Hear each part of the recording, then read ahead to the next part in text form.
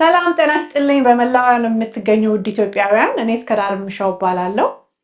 ዛሬ እዚህ የመጣሁት በቅርቡ ዳር እስከዳር የተሰኘ አዲስ የዩቲዩብ ቻናል ይዤላችሁ እንደምመጣ ልነግራችሁ ነው። ስሙ እንደሚያመለክተው በዚህ ቻናል ኢትዮጵያውያንን በጋራ የሚያገናኙ ጉዳዮችን በተለይም በዚህ በካናዳ በምንኖር ኢትዮጵያውያን በተመለከተ እናወጋለን፣ እንማማራለን። ስኬታማ የሀገር ልጆችን አበረታች የህይወት ታሪኮቻቸውንና ለማህበረሰባችን ፋይዳ ያላቸውን እንግዶች እየጋበዝን ከእውቀታቸው እንጨልፋለን። በሉ እንግዲህ ማስፈንጠሪያውን ተጭናችሁ የቻናላችን ቤተሰብ ሁኑ። ላልሰሙ ወዳጆቻችሁም አጋሩ። እናመሰግናለን። ዳር እስከ ዳር ሚዲያ